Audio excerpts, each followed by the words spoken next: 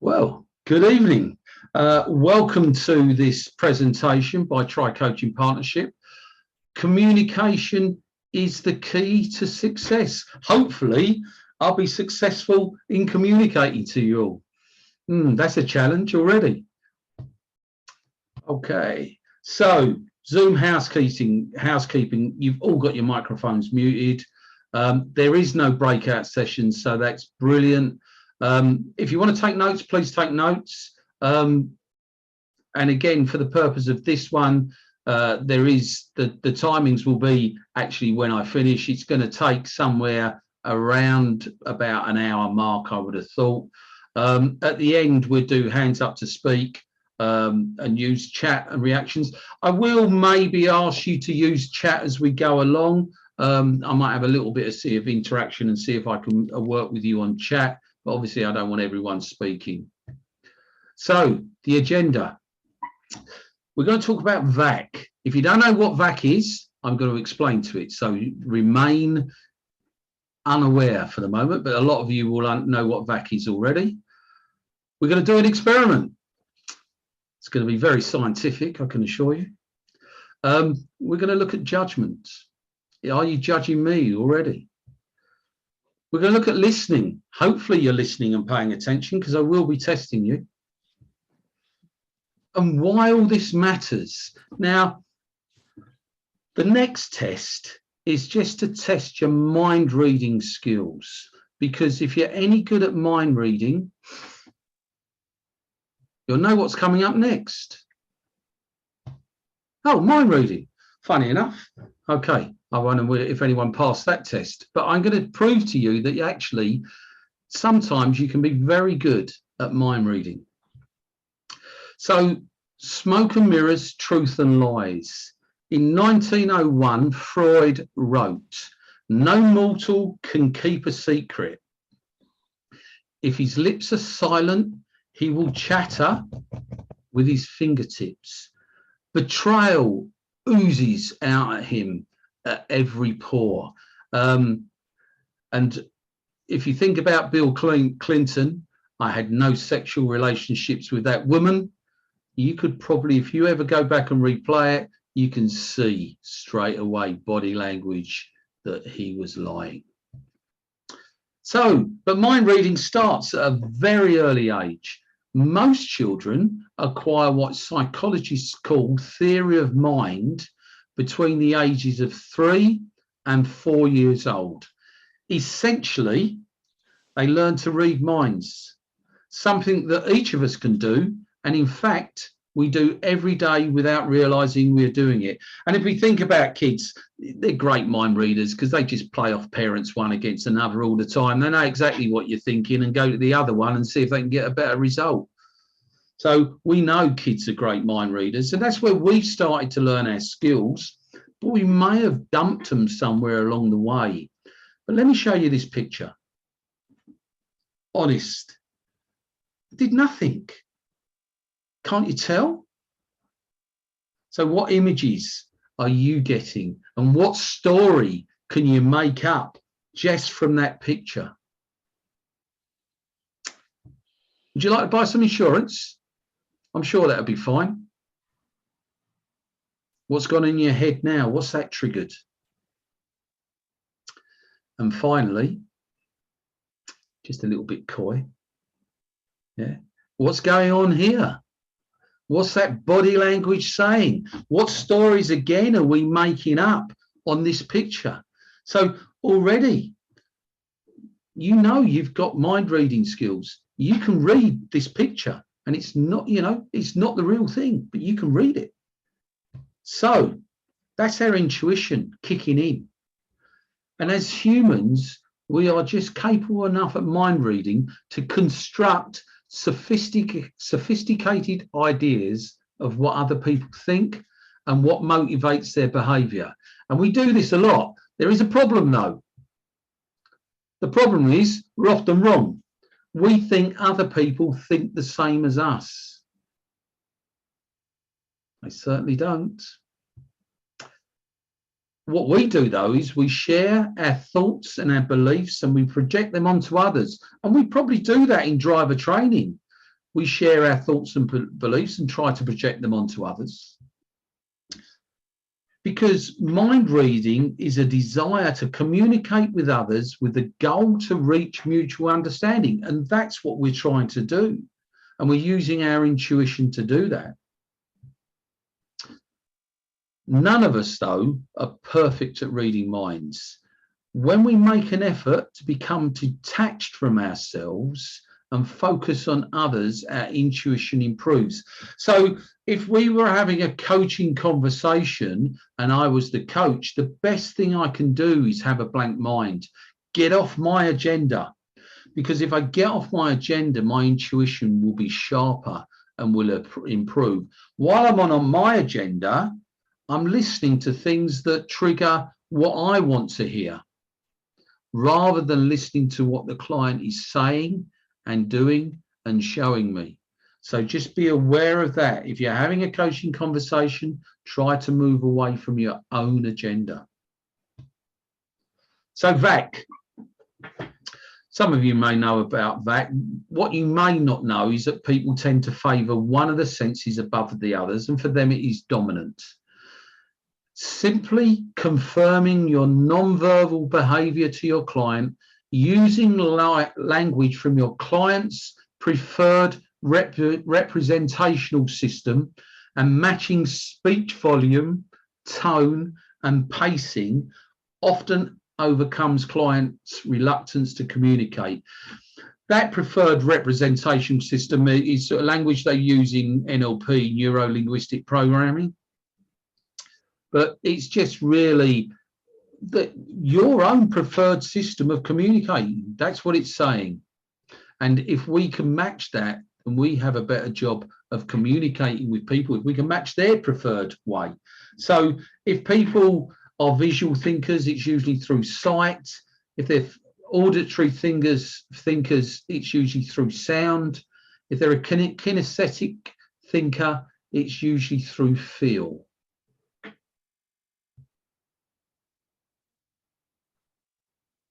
Most people are visual thinkers. They can clearly picture a scene or an event, especially in terms of colours, textures, shades, brightness or darkness. And visual input is often directly linked to decision making. So just pause for a moment. We won't all have the same picture in our mind, but I just want to find out, can you all picture your favourite beach or seaside location? And just drop in chat a yes or a no if you're able to picture in your mind's eye that seaside location. Can you feel the sand through your feet or run it through your fingers? Can you hear the sound of the waves crashing on the beach? Can you see the clear blue sky? So if you can do that, you can clearly use visualization techniques, which is really, really good. I'm just going to have a look in chat, see if people, yes, lots of yeses, thank you. Oops, so I've got back to me. Someone made a noise and I disappear. Frequently, a visual thinker will make decisions based upon what looks better than what is better for them. And straight away, I'm thinking of sticky toffee pudding, custard, and this is how dangerously warped I am, because I want ice cream with it as well. And if as soon as I see that, it's no good for me, but I think if I see a picture of that in the menu, I could get sold quite easily, and it's not good for me.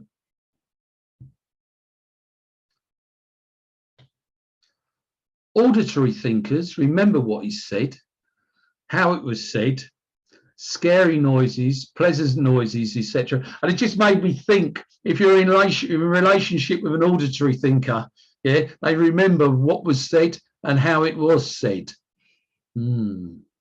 Dangerous grounds. Auditory thinkers recall things in terms of volume, pitch, tempo, tone, and sometimes the distance from which something was heard. They learn best from what they hear as opposed to what they see, and can recall far more from being told than from being shown. So that type of person, a briefing actually might be useful. They may be able to read it and to hear it if you're giving a briefing, and may recall much more. But remembering that most people are not auditory. Lots, but not most. Kinesthetic.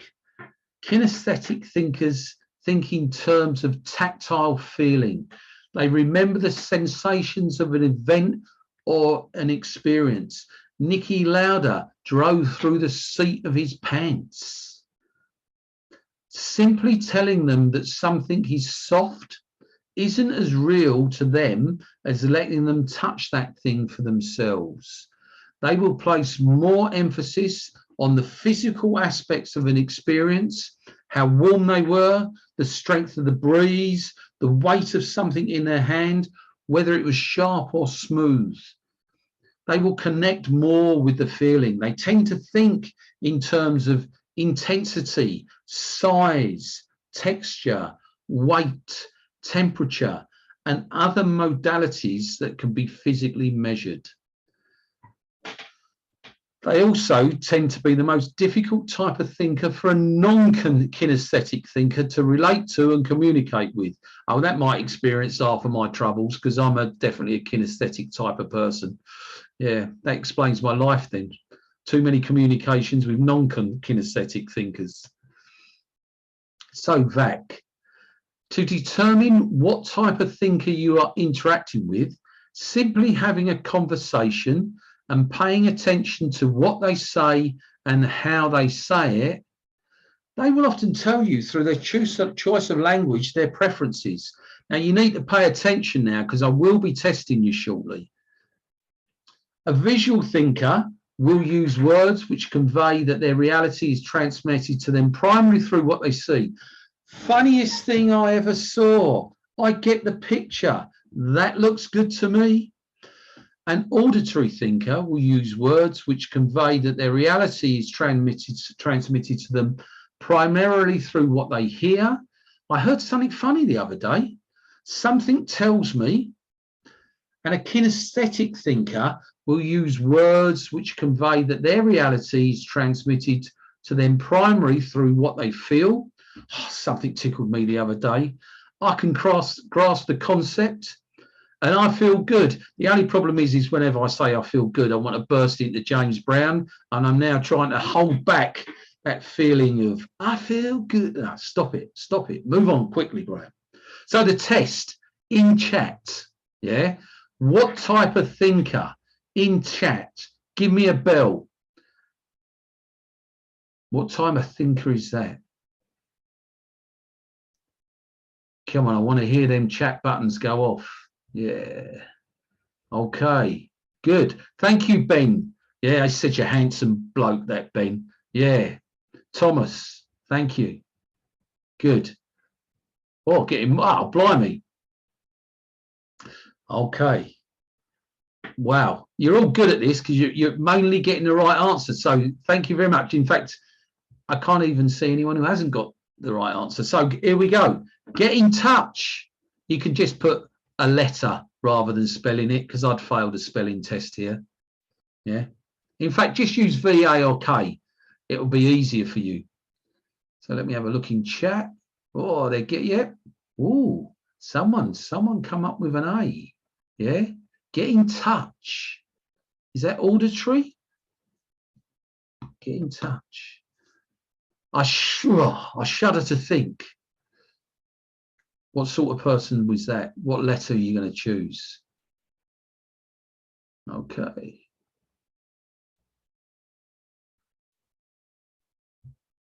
Getting easy. I see what you mean.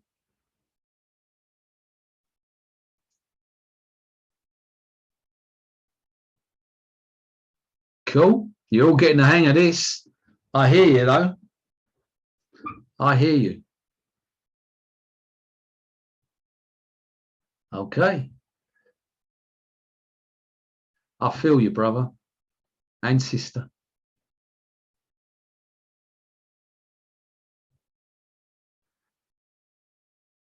Good. I saw you got a new car.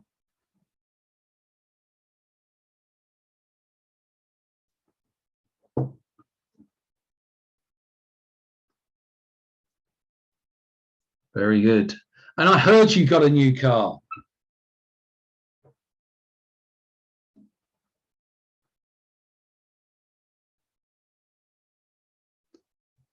Brilliant. So those who took part, congratulations. You passed the test. Wonderful. And thank you for doing that, because it makes me feel that I'm not alone and just talking to myself. So thank you. So more clues.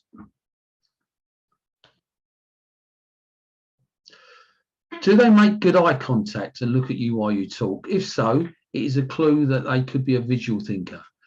Do they appear easily distracted by other noises in the background, bells, car horns, yelling, etc.?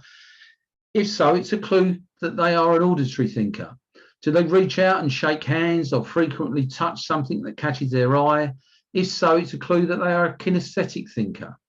When you speak, gesticulate with a pen, if a person's eyes are drawn to it, you confirm that they are a visual thinker. If they ignore the pen, you can click it a few times. I didn't know I was bringing props with me, and watch to see if their eyes are drawn to the pen. If they are, you can confirm that they are an auditory thinker. If they ignore the pen, ask them to hold it for a moment while you check your pockets for something like change or wallet. And while you do so, notice if they run their fingers along it or fidget with the pen. If they do, you can confirm they are a kinesthetic thinker. So your ability to teach will be amplified when explaining a maneuver to a visual thinker using pictures and demonstrations. It will help them visualize and understand. When explaining to a kinesthetic thinker, repetition of the maneuver will be helpful in them recognizing how far to turn the wheels at times and at what speeds. When explaining to auditory thinkers, a clearly developed explanation of the maneuver will be key in helping them to understand what is required. Communication is the key to successful training. People feel at ease when they're in their comfort zone. The more you can do to ensure people feel comfortable around you, the better your chances for success. It is all about communication. If someone feels understood, it is easier for them to open up to you, trust you, and recommend you to their friends. If someone is a visual thinker, you can get them to picture themselves in the future, behind the wheel, driving along in a new car. This definitely increases their motivation. And actually, it's a useful tool for people to do that before they take a test. Visualize themselves doing the perfect drive is really, really helpful. If someone is an auditory thinker, you'll recognize that repeating back their answers to questions will improve their learning. And if someone is a kinesthetic thinker, you'll recognize that learning, that letting them have a go is the best way forward. And they will fall asleep with a briefing, without a doubt. So I just want to move on about the problem with our mind and what we see and what we think with our mind, and maybe why some of your clients don't see what you see out the window, because our mind plays tricks. So I'm just going to play you this video.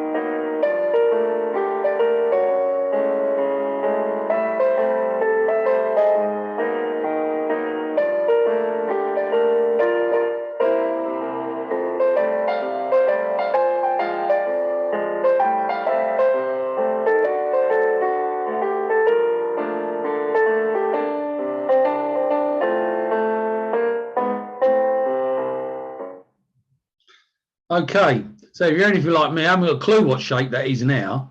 But you can see it looked in various different shapes as it went through that, and it was the same object all the time. And that's because our mind does play tricks on us.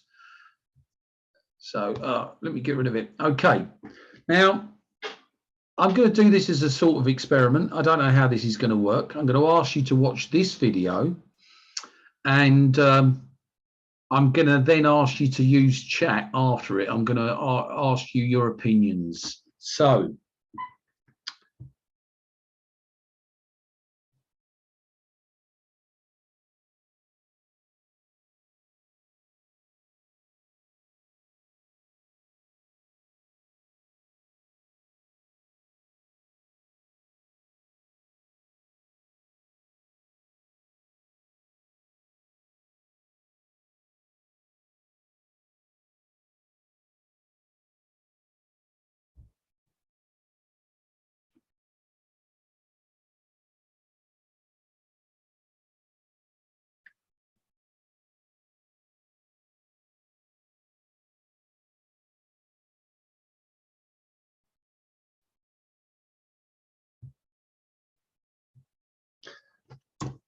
okay. So there was a little experiment done, and there was people split into two groups. And I might have done this with an audience, but as I can't see, it's not really going to work. So what I want you to guess whether, and I want you to put whether group 1 or group 2, who put up the lower speed. So when the car bumped into the other car, what speed was it traveling at? So that was asked at group 1. And when the car smashed into the other car, what speed was it traveling at? So if you can put up what group had the lower speed, was it group 1 that put up mainly lower speeds, or was it group 2? So if you can go into chat for me, I'll have a look. Okay.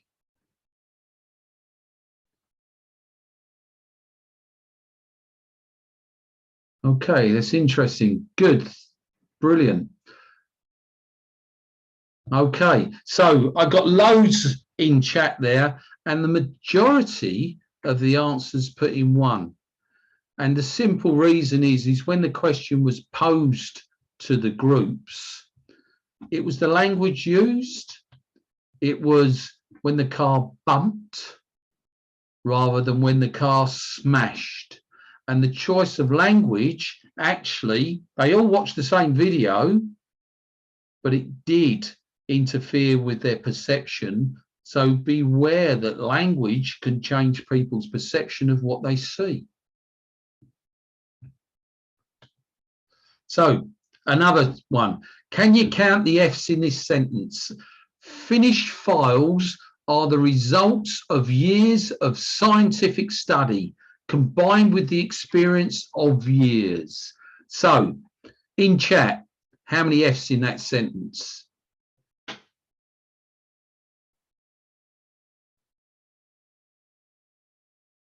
I'm loving these answers. 3, 3, 7, 6. I've only seen one correct answer so far. 4, 2, 3. Interesting. Okay. I'll put the slide back up. And for the person who put 5, congratulations. Finished files are the result of years of scientific study combined with the experience of years. And the simple reason is when we hear of in our mind and we read it and it says of, we hear OV. We don't hear off because it wouldn't work, would it? It's of. So when you now read it back, finished files 2, of 3, scientific study, combined, sorry, I'll start again. Finished files are the result of years of scientific study combined with the experience of years. So, hey, high fives. If you got it, Brilliant. And if you didn't, you now know the reason why. Our words influence what people think, and so you've got to choose them wisely. For maximum impact when teaching, it is worth taking the time to think what we say when we teach. You can test and refine what you say until it is effective in clearly and concisely conveying exactly what we mean. So a good thing to do actually is maybe record yourself and just see, actually, did that make sense? Because I know sometimes when I record myself, yeah, that bit's about Dewberry and, you know, the thingamajig and, you know what I mean, actually doesn't make any sense at all. What do we communicate through our appearance? Okay, this may be interesting, yeah, and I don't want you all going, you know, thinking, well, it's okay, you know, I'm not judging your appearance, but this was another scientific study. Psychologist Ellen Langer conducted a study in which students were partnered with another player. Each were dealt random playing cards, and the student asked to bet whose card would be the highest. While the students' opponents appeared to be random, they only ever played against two sets of people, those who were well dressed and those who were poorly attired. The students took far more risks against those poorly attired, reasoning at whatever level it was that they were better than them, despite the fact that the outcomes were purely based upon chance. Their confidence that they were better than them translated irrationally to, I will draw better cards as a result. So we know this, you know, people make judgments of other people within what, the first 30 seconds entering that interview room. People make a judgment of you if you're entering the room, you know, and, you know, even though we're supposed to be non-judgmental, sometimes it's difficult not to. We constantly judge people, reading their minds, guessing at their attitudes and level of education and success based on what they look like. While this may or may not have merit, one thing is certain, whether we approve of it or not, people will judge us and our businesses based upon what they see.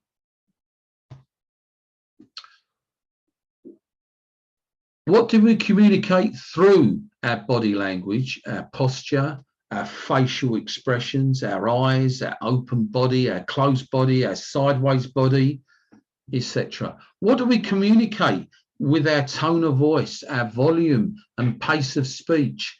Are we distant, annoyed, disinterested, animated, engaged, inquisitive? Do we check to ensure we have communicated successfully?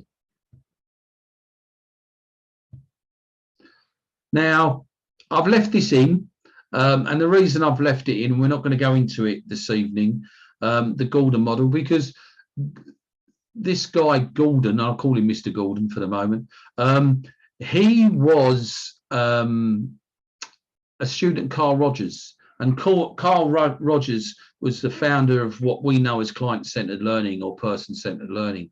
So you may want to look up this and find out a little bit more about person-centered learning, because what I say to you and what you think I mean and what you say to me and what I think, I've already lost the plot. Are we on the same page? So just having a look at this model may help you understand that actually people just get hold of the wrong end of the stick all the time. And you know what happens? You know what the wrong end of the stick is full of, don't you? So in communication, this is really, really important. Active listening. Active listening is a technique that enables you to fully concentrate on what others are saying and to understand their complete message. To do it, you need to pay attention, show that you're listening. Okay, if that's what you mean. Oh, I see. Yeah, so you meant that. Let me just summarize that back to you. Yeah. So you provide feedback as well. Defer judgment. Respond appropriately. Active listening is so important that if you want to be client-centered and you want to coach, it is an underestimated skill and it takes a long time to develop that skill. Communication would be much simpler if we were all the same. Unfortunately, you're not all like me, yeah? So we're not all the same, because if we were all the same, that communication would be easier, but wouldn't life be boring? Consciously recognizing this means that if we want to be effective communicators, we must be able to identify different personality types, what people are thinking in the moment, and also how we deliver our message in such a way that communication with these different types of thinkers is effective. So to summarize what I've been talking about, while what others believe might not make sense to you, what you think and believe is likely just to be just as baffling to them. Respecting another's right to their perspective allows real communication to take place. So withdrawing that judgment, not inflicting our opinions and beliefs on others, because communication requires respect. So we could discuss more about internal communication, but that's what our training courses are for. And that's what this has been about in some respects. It's an introduction to our training courses. So, oops, let's go back one. Where's that go? Oh, I've lost it all. Oh, that's interesting. I don't know where that come from.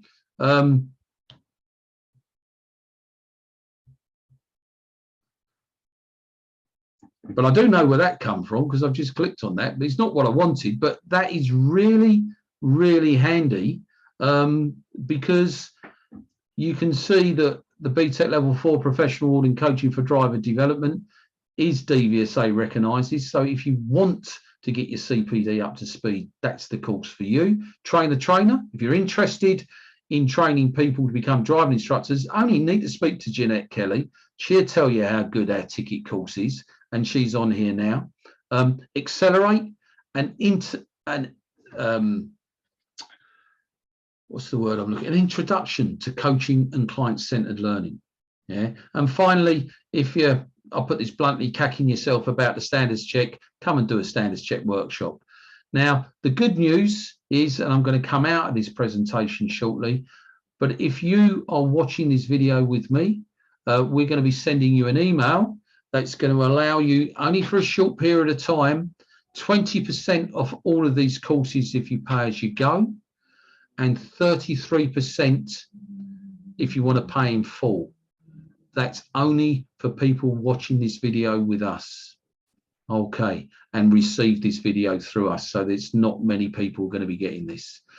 So you need to be, if you're thinking about doing a course, tonight's the night.